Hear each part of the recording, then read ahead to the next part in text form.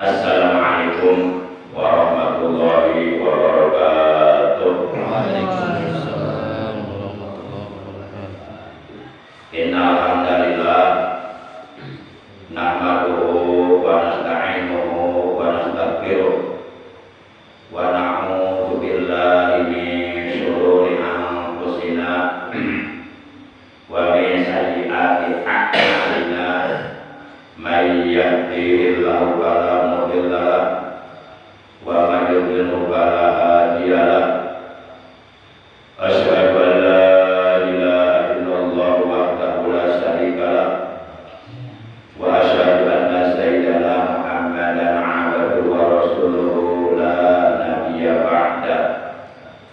Allahumma shalli wa sallim wa barik ala hadzal nabiyil karim wa rasulis sanadil azim sayyidina wa habibina wa syafi'ina wa qurrati a'yunina wa maulana Muhammad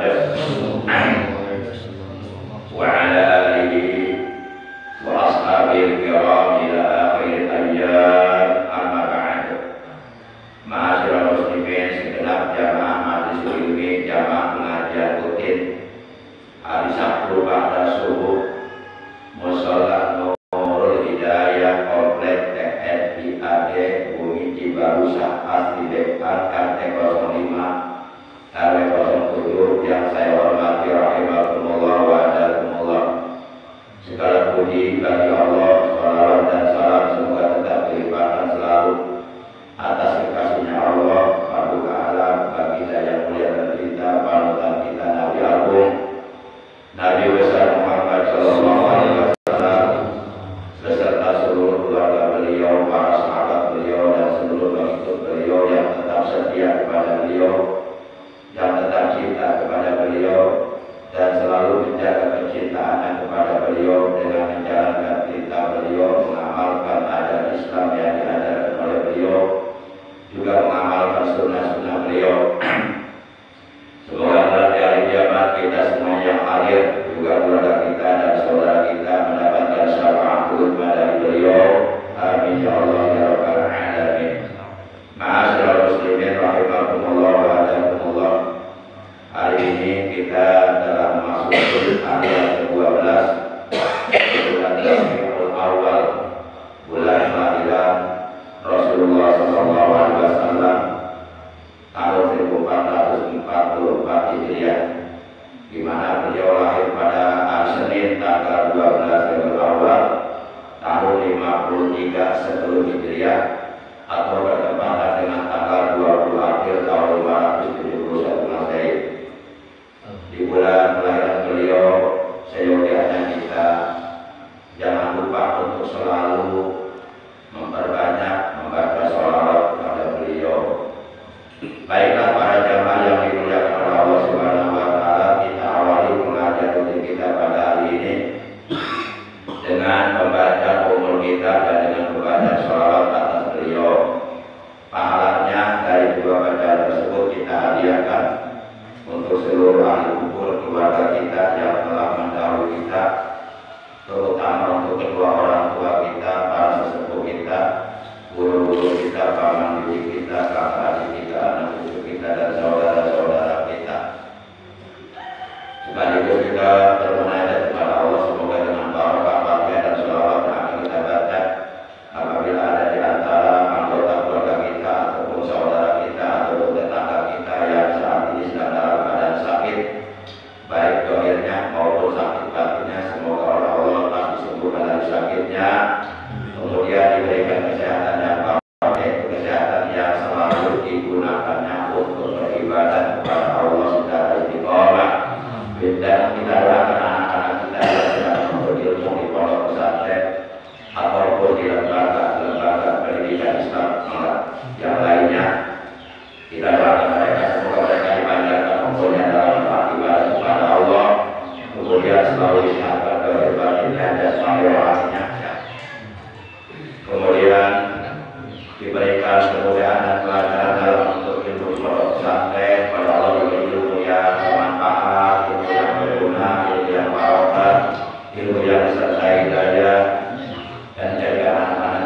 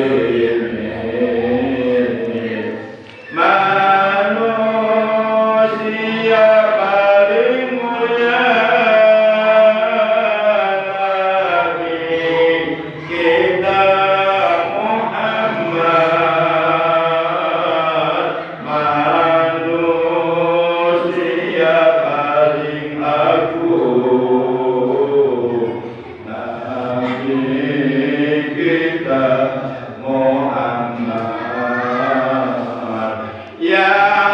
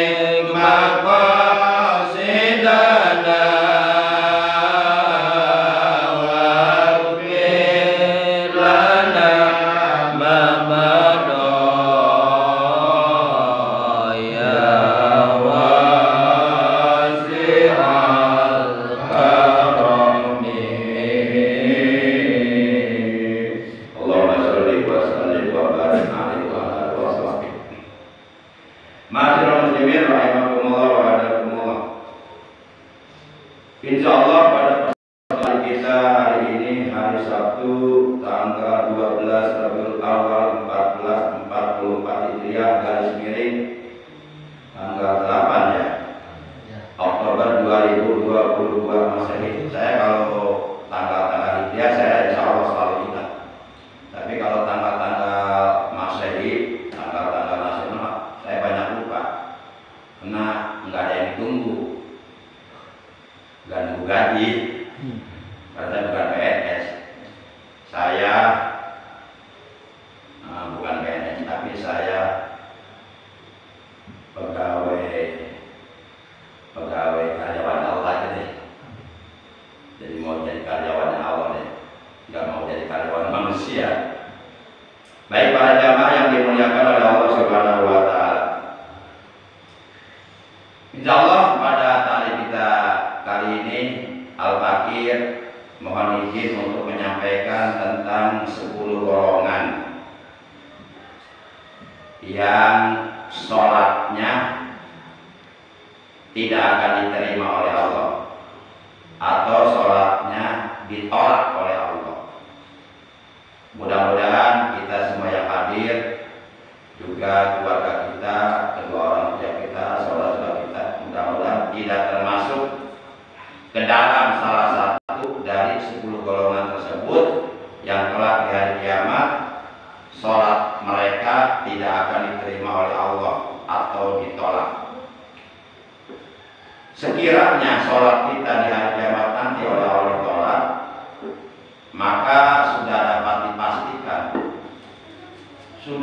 dipastikan seluruh amal ibadah kita yang lainnya, seluruh amal soleh kita yang lainnya yang kita kerjakan selama kita hidup di alam dunia, dari mulai mukallaf hingga meninggal dunia, seluruh amal kebaikan apapun yang telah kita perbuat, itu semuanya pasti akan menjadi sia-sia.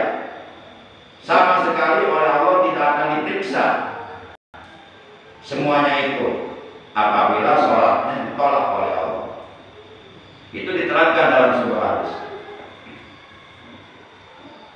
Tapi kalau sholat yang kita kerjakan sehari semalam sebanyak 5 waktu, subuh, zuhur, asar, maghrib, isya, termasuk di dalamnya kewajiban sholat Jumat, semuanya diterima oleh Allah, maka barulah Allah memerintahkan malaikat untuk memeriksa amal-amal yang lainnya. Jadi kuncinya ada pada sholat. Akan tetapi jangan lupa, kuncinya sholat kita akan diterima atau tidak oleh Allah nanti hari kiamat. Pertama, sholatnya harus didasari ilmu. Artinya kita harus paham ilmunya, mengerti ilmunya, mengetahui ilmu tentang sholat yang sempurna seperti apa. Maka kita diwajibkan mencari ilmunya. Jadi nggak cukup sholat asal mengerjakan asal-asalan tanpa didasari ilmu. Tentu Allah tidak akan menerima sholat yang kita kerjakan secara asal-asalan tanpa didasari ilmu. Artinya kita mengerjakan sholat dengan kebodohan, tanpa ilmu. Yang kedua, kunci supaya sholat yang kita kerjakan selama kita hidup di alam dunia, kelak di hari kiamat oleh Allah diterima. Yang kedua, dasari sholat yang kita kerjakan dengan niat yang benar, dengan niat yang lurus. Kemudian lakukan sholat yang kita kerjakan dengan penuh kesabaran, semata-mata sabar kita melaksanakan perintah Allah. Sedikit pun di dalam mengerjakannya tidak ada yang namanya unsur-unsur yang tercela. Karena bagaimana mungkin kita bisa mengerjakan sholat dengan sempurna apabila kita mengerjakan sholatnya tergesa-gesa, terburu-buru. Bagaimana mungkin kita bisa mengerjakan sholat dengan khusyuk, dengan tumaninah, kalau cara mengerjakan sholatnya terburu-buru, seperti orang dikejar-kejar, apa itu? Yang namanya orang sholatnya didasari ilmunya, niatnya benar dan lurus, dilakukan dengan kesabaran, itu pun untuk khusyuk di dalam sholat sangat sulit. Apalagi kalau sholatnya terburu-buru, itu sudah dapat dipastikan sholat yang dikerjakannya pasti tidak khusyuk. Kemudian yang keempat, kunci supaya sholat kita diterima oleh Allah pada hari kiamat adalah lakukan setiap sholat yang kita perbuat, yang kita kerjakan, sholat 5 waktu, sholat Jumat, ataupun sholat-sholat sunnah yang lainnya, terutama sholat 5 waktu yang menjadi kuncinya seluruh amal, lakukan sholat itu dengan penuh keikhlasan, semata-mata hanya karena Allah, mengharap kepada Allah. Di dalamnya tidak ada unsur riya, di dalam tidak ada pengharapan pujian dari manusia, sama sekali tidak ada tendensi apapun yang bersifat duniawiah. Makanya kalimat azan itu diakhiri dengan kalimat la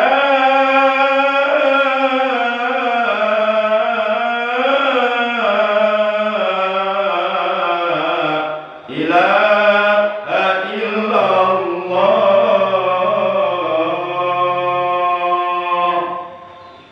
Itu kalimat la ilaha illallah yang menjadi penutup dari kalimat-kalimat azan.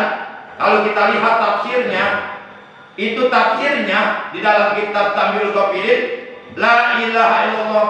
Di situ tafsirnya adalah akhlisu sholatakum liwajhillahi ta'ala. Ikhlaskanlah sholat-sholat yang kalian kerjakan liwajhillahi ta'ala, semata-mata dasarnya karena Allah Ta'ala. Itu tafsir dari kalimat la ilaha illallah yang ada di dalam azan.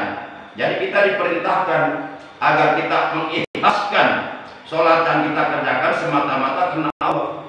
Cuma diungkapkan dalam kalimat la ilaha illallah, yang diartikan secara umum tidak ada Tuhan selain Allah. Artinya kamu sholat menyembah Allah, ya kamu sholatnya harus karena Allah, karena yang berhak menerima sholat kamu adalah Allah, dan yang akan memberi pahala sholat yang kamu kerjakan juga Allah.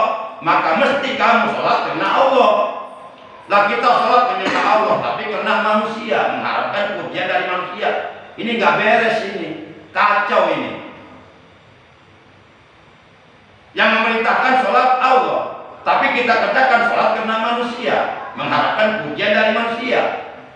Yang berhak menerima sholat yang kita kerjakan juga Allah, tapi kita kerjakan sholat karena manusia. Di akhirat nanti yang akan memberi pahala sholat dari sholat yang kita kerjakan Allah, tapi kita lakukan sholat karena manusia. Ini udah nggak beres, ini udah rusak ini hatinya. Para jamaah yang dimuliakan oleh Allah Subhanahu wa Ta'ala, artinya amal kebaikan, amal ibadah, amal soleh yang kita kerjakan itu butuh 4 perkara. Annal amala yahtaju ila arba'ati sholih. Al-ilmu wa niyah wa sabru wa ikhlas. Bahwasanya amal membutuhkan 4 perkara. 1, amal butuh ilmu. 2, amal butuh niat. 3, amal butuh kesabaran. 4, amal butuh keikhlasan.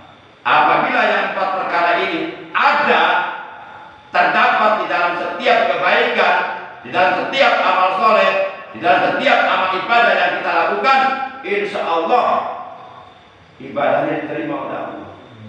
Tapi sebaliknya, apabila yang 4 perkara ini sama sekali tidak ada, nggak usah 4 perkara lah kebanyakan, seandainya 1 saja dari 4 perkara nggak ada, itu dapat dipastikan sholat ibadahnya diterima oleh Allah. Para jamaah, misal nggak ada, misal ibadahnya nggak pakai ilmu, atau misal ibadahnya nggak didasari niat yang benar, atau misal ibadahnya dilakukan dengan tidak sabar atau dengan tidak ikhlas, itu sudah dapat dipastikan nggak akan diterima oleh Allah. Maka yang 4 perkara ini penting, harus ada di dalam setiap kebaikan, di dalam setiap amal soleh, di dalam setiap amal ibadah yang kita perbuat. Harus ada yang 4 perkara itu. Mesti ada itu, wajib harus ada yang 4 perkara itu, supaya ibadah yang kita kerjakan nggak sia-sia. Ada nilai yang di hadapan Allah dan oleh Allah dihargai dengan pahala. Para jamaah yang dimuliakan oleh Allah Subhanahu wa Ta'ala, diterangkan bahwasanya asharatu nafarin la yaqbalullahu sholatahum. Asharatu nafarin, ada 10 golongan, la yaqbalu, tidak akan menerima, sapa Allahu Gusti Allah, sholatahum terhadap sholat mereka. Jadi ada 10 golongan yang nanti di hari kiamat sholatnya tidak diterima oleh Allah, sholatnya ditolak oleh Allah. Maka saya titip pesan, walaupun kita rajin sholat, orang yang rajin sholat bagus, tapi jangan sekali-kali di hati kita ada perasaan merasa paling rajin dalam ibadah. Jangan, hati-hati itu. Karena sholat yang kita kerjakan serajin apapun, sebanyak apapun, sehebat apapun, kita belum tahu apakah sholat yang kita kerjakan itu akan diterima atau ditolak oleh Allah nanti. Kita nggak dikasih tahu. Makanya jangan bangga dulu. Saya rajin sholat, nggak ada orang yang rajin sholat seperti saya, lalu merasa dirinya lebih baik, timbul sifat wujudnya, membanggakan diri, merasa heran terhadap diri, lalu kemudian mengecilkan orang lain, meremehkan orang lain. Itu nggak boleh. Kita di perintah sholat bukan untuk itu, tapi justru di perintah sholat kita untuk supaya tawadu, supaya rendah hati. Para jemaah, dan seyogianya ketika kita melihat saudara kita yang belum mau sholat, seyogianya kita nggak usah benci kepada dia. Justru sebaliknya kita harus sayang kepada dia. Bagaimanapun juga itu saudara kita, seagama dengan kita, seiman dengan kita. Bagaimanapun juga dia itu beriman kepada Allah sama seperti kita. Maka dasarnya sayang, dekatin mereka, ajak mereka pelan-pelan, baik-baik dengan nasihat yang baik. Bukan malah kita membenci mereka. Kalau mereka dibenci oleh kita, mereka malah semakin tambah jauh dari kita. Dan kita punya kewajiban untuk menyelamatkan saudara-saudara kita dari api neraka gara-gara meninggalkan sholat. Terutama keluarga kita lah. Jangan sampai keluarga kita masih ada yang nggak sholat. Para jamaah yang dimuliakan oleh Allah Subhanahu wa Ta'ala, adapun 10 golongan yang kelak di hari kiamat sholatnya tidak akan diterima oleh Allah. Yang pertama, rajulun sholat wahidan bi'awil qira'ah, seseorang yang melakukan sholat 5 waktunya tidak pernah berjamaah. Enggak pernah berjamaah, enggak pernah kelihatan sholat berjamaah di musola atau di masjid. Sama sekali enggak pernah kelihatan sholat berjamaah di masjid atau di musola. Sholatnya selalu sendirian sepanjang hidupnya di rumahnya. Ya mungkin secara ilmu, secara disiplin ilmu, kalau seseorang sholatnya enggak berjamaah selalu sendirian, kalau sholatnya benar masih mending. Artinya sholatnya didasari ilmunya, bacaan Qurannya fasih, paham tentang syarat-syarat sholat, paham tentang rukun-rukun sholat, paham tentang kesunahan-kesunahan sholat, paham tentang perkara-perkara yang dimakruhkan dilakukan dalam sholat, paham perkara-perkara yang dapat menyempurnakan sholat, paham tentang perkara-perkara yang dapat membantu kehusuan dalam sholat. Jadi paham tentang ilmunya sholat, bacaannya fasih, sholatnya khusyuk. Walaupun sendirian masih mending, masih ada harapan diterima oleh Allah. Ini enggak Enggak seperti itu, udah sendirian sholatnya, nggak pernah mau berjamaah, nggak pernah mau gabung kepada seorang imam yang bacaannya fasih. Udah sendirian sholatnya, udah gitu nggak tahu ilmu. Ditanya rukun sholat ada berapa, nggak tahu. Ditanya syarat-syarat sholat ada berapa, meneketeke. Ditanya tentang perkara-perkara yang disunahkan di dalam sholat yang seyogianya dikerjakan, orang gelem. Ditanya tentang hal-hal yang lainnya yang berkaitan dengan sholat, tidak nyaho, tidak terang. Sholatnya sendirian, ilmunya nggak ada, bacaannya rusak, bacaan Fatihahnya belepotan, rusak, hancuran. Udah gitu habis sholat nggak wiridan, nggak istighfar, nggak wiridan, nggak berdoa. Nah yang seperti ini, yang kelak di hari kiamat sholat akan ditolak oleh Allah Subhanahu Wa Taala. Na'udzubillah min. Itu kata Rasulullah, rajulun shalla wahidan biawaihi qiraah. Seseorang yang melakukan sholatnya selalu sendirian, nggak pernah mau berjamaah di musola atau di masjid. Sholatnya sendirian, bacaannya rusak, nggak paham hukum-hukum bacaan yang benar.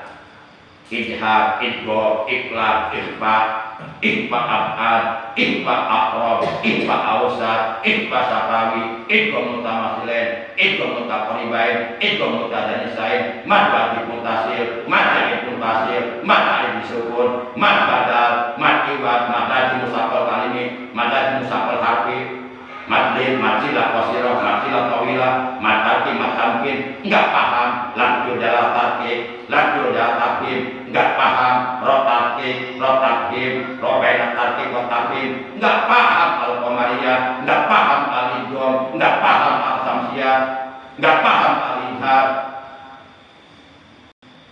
Pokoknya bacaannya rusak. Nah, orang seperti ini sebenarnya orang nggak tahu diri. Orang seperti ini pantas meraih predikat orang nggak tahu diri, nggak mikir. Akan yang penting sholat. Itu kata elo yang penting sholat. Tapi sholat yang dikehendaki oleh Allah seperti apa menurut ilmu? Bukan seperti sholat yang kamu kerjakan seperti itu tanpa ilmu. Itu bukan sholat yang Allah kehendaki. Sholat yang kamu kerjakan tanpa ilmu, itu bukan sholat namanya, itu sholat-sholatan, itu main-mainan. Para jemaah yang dimuliakan oleh Allah Subhanahu Wa Taala. Sekarang banyak orang-orang sombong, nggak paham ilmu agama, nggak paham ilmu tata sholat, tapi nggak pernah mengaji. Itu kan sombong sebenarnya. Adikun bedegong. Orang sombong itu akan dimasukkan ke dalam neraka jahanam. Kata Allah, sayadkhuluna jahannama dakhirin. Mereka akan kami masukkan ke dalam kobaran api neraka jahanam untuk dibakar dalam keadaan hina akibat mereka menyombongkan diri, tidak pernah mau mencari ilmu. Para jamaah yang dimuliakan oleh Allah Subhanahu Wa Taala. Kemudian yang kedua, warajulun, dan seseorang yusolli yang melakukan sholat wala yuaddi, akan tetapi dia tidak menunaikan zakat tahu, kewajiban zakatnya. Jadi rajulun yusolli wala yuaddi zakat tahu. Golongan yang kedua yang tidak akan diterima di hari kiamat sholatnya oleh Allah adalah rajulun yusolli wala yuaddi zakat tahu. Orang yang mengerjakan sholat, bahkan sholatnya rajin, selalu berjamaah, akan tetapi dia pelit, bakhil, kikir, medit, buntut gasiran, merecet kuning, cap jahe, merek hesek. Jangankan untuk bersedekah kepada fakir miskin, kepada anak yatim piatu, kepada orang-orang terlantar, yang hukumnya sunnah, untuk zakat saja dia tidak mau mengeluarkan kewajiban zakat. Walaupun dia rajin sholatnya, tapi kalau dia tidak mau zakat, maka sholatnya ditolak oleh Allah Subhanahu wa Ta'ala. Makanya perintah sholat dan perintah zakat dalam Al-Quran selalu bergandengan, selalu beriringan.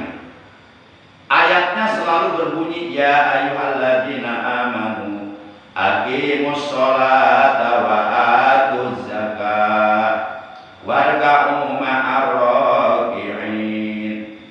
Ayatnya berbunyi demikian.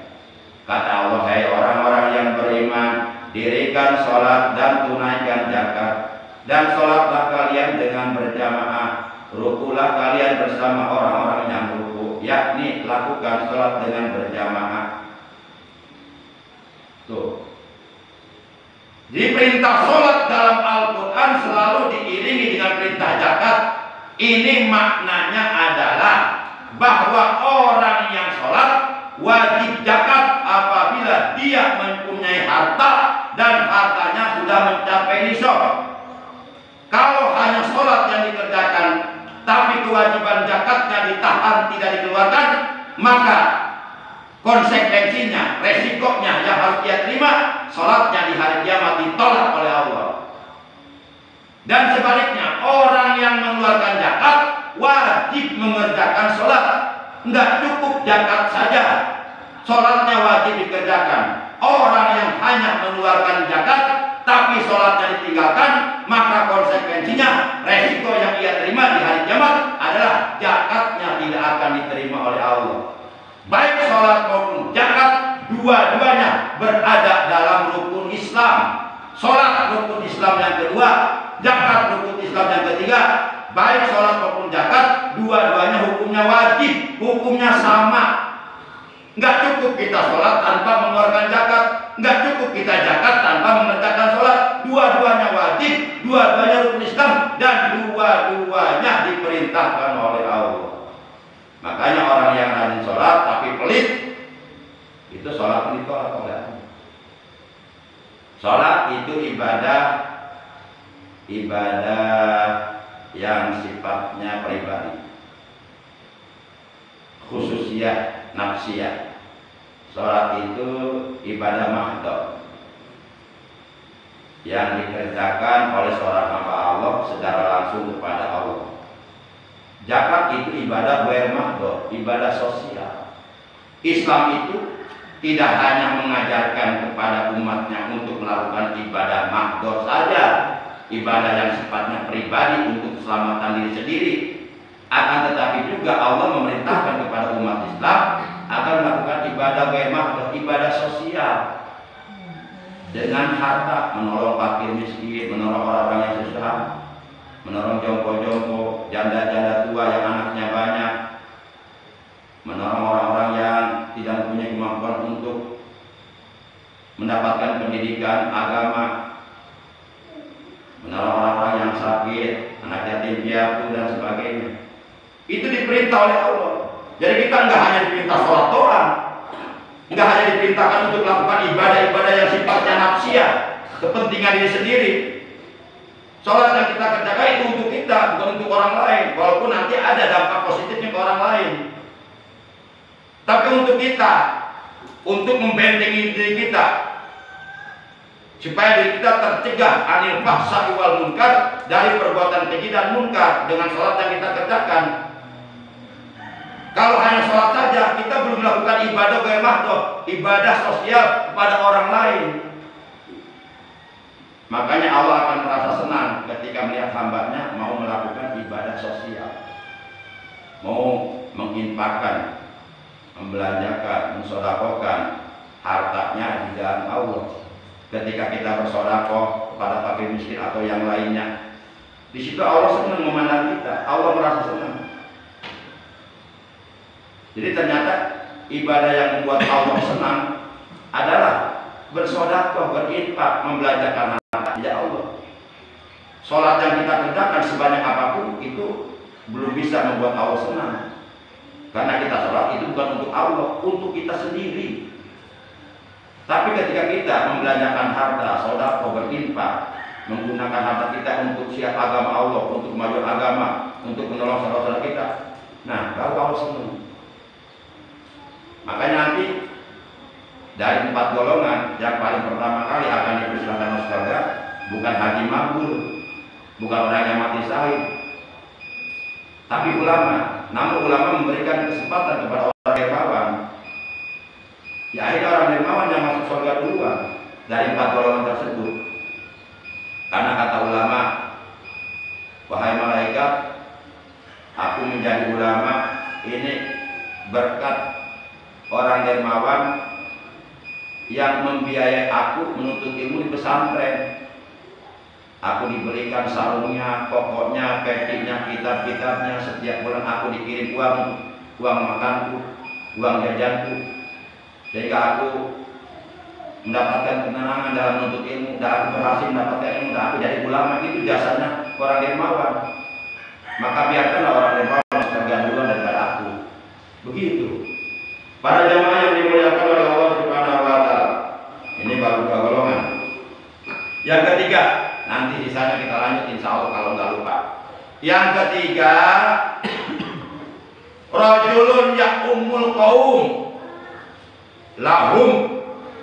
lahu karihun, wa rajulun ya'ummu qauman wa hum lahu karihun, wa rajulun ya'ummu qauman wa hum lahu karihun. Seseorang yang mengimami kauman suatu kaum, wahum, sedangkan bermula kaum tersebut lahu kepada orang tersebut karihun, membencinya. Imam, seorang imam yang dibenci oleh para makmumnya, seorang imam yang dibenci oleh warga masyarakatnya, itu imam yang seperti ini sholatnya ditolak oleh Allah. Tapi tolong dipahami, membenci di sini maksudnya bukan membenci sesuatu kepada si imam tersebut yang bersifat pribadi, tidak. Misalnya imamnya nggak pernah ngasih sama dia, lalu dia benci sama si imam, bukan itu. Kayaknya dikasih itu sama imam. Mengada-ada itu bid'ah. Untuk permasalahannya imamnya, ini orang benci sama imam karena setiap bertamu ke rumah imamnya nggak pernah dikasih air lalu benci. Bukan begitu bencinya, itu masih sifatnya pribadi. Jadi para makmum, warga masyarakat membenci imam tersebut lantaran imam tersebut melanggar hukum-hukum agama, masih suka makan uang riba, masih suka entertain, masih suka nonton dangdutan, masih suka berbuat maksiat, masih suka ngobrol dengan wanita yang lain yang bukan muhrim, masih suka keluar rumah dengan memperlihatkan aurat, melakukan perbuatan-perbuatan yang dicela oleh agama, sehingga para makmum benci kepadanya. Imam yang seperti ini ditolak salatnya oleh Allah. Ya, kira jelas nggak? Jelas. Kalau kurang jelas datang ke rumah saya. Jadi membencinya bukan hal-hal yang bersifat pribadi. Misalnya seorang imam istrinya cantik, ada empat, kita benci karena ngiri, karena kita istri 1. Bukan itu masih sifatnya pribadi. Lah istri 4 gak dilarang oleh agama. Yang penting bersikap adil. Kan ada Al-Qur'annya. Fankihu ma taba lakum minan nisa'i masna wa thulatha wa ruba'.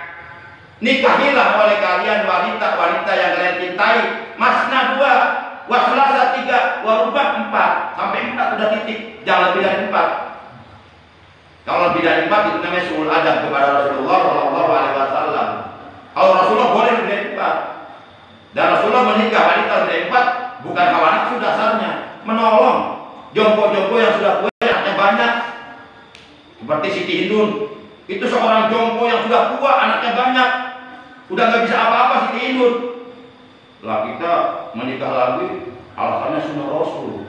Nikahnya pengen sama jamur, janda muda di bawah umur, pengen sama perawan, dikasih nenek-nenek kagak mau. Itu bukan sunnah Rasul, nafsu doyan lo.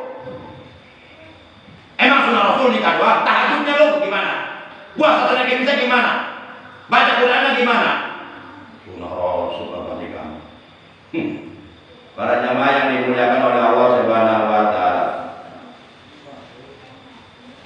Jika tahu silakan mau berisi dua, masna silakan. Wasulasa atau mau tiga silakan. Warubah mau empat silakan. Batasnya sampai 4. 2, 3, 4 dijumlah dari 9 itu isinya Rasulullah. Ada 9. Makanya ini rokok yang tulisannya 2, 3, 4 itu rokok bertahan itu. Karena ada di Qur'annya. Itu namanya rokok masna wasulah sawaruba. 2, 3, 4 Ji samsu. Ji-nya jikir. Samnya sampai subuh. Jikir sampai subuh.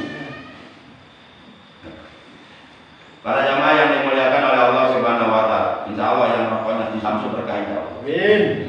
Apalagi kasih rokoknya. Para jamaah yang dimuliakan oleh Allah Subhanahu wa taala. Nah, itu golongan yang ketiga yang kelak di hari kiamat salatnya tidak akan diterima oleh Allah adalah rajulun yaqumu qauman wa hum lahu karihun. Seorang imam yang dibenci oleh para makmumnya, yang dibenci oleh warganya, oleh masyarakatnya, lantaran imam tersebut masih suka berbuat dosa, masih suka berbuat munkar, masih suka berbuat dolim, masih suka makan makanan yang haram, yang diharamkan oleh Allah. Nauzubillah min. Imam itu panutan, harus jadi contoh. Nggak boleh seorang yang biasa imamin sholat keluar rumah memperlihatkan aurat, kelihatan lututnya, itu nggak ngerti orang tersebut. Rasulullah pemalu. Rasulullah nggak berani keluar rumah memperlihatkan aurat. Ikuti kita Rasulullah.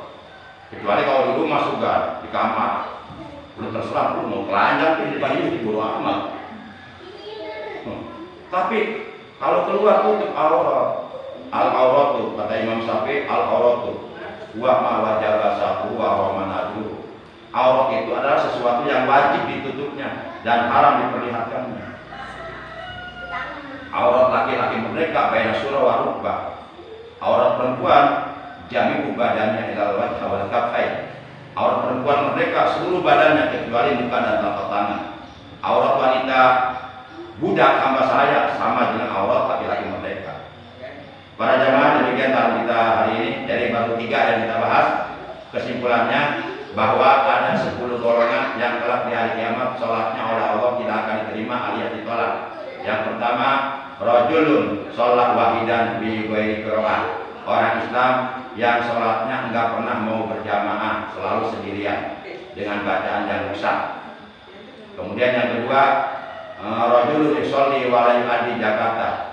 Orang yang sholat tapi nggak mau zakat. Yang ketiga, rajulun yaqumu qauman wa hum lahu karihun. Yang ketiga, imam yang dibenci oleh suatu kaum lantaran imam tersebut akhlaknya rusak, akhlaknya bejat, masih suka berbuat yang dilarang oleh Allah Subhanahu wa taala. Demikian para jamaah, akhirnya mari kita tutup kalau kita pada pagi hari ini ucapan hamdalah. Alhamdulillahirabbil alamin. Subhanakallahumma wa bihamdika asyhadu an la ilaha illa anta wahdaka la syarika laka astaghfiruka wa atubu ilaik.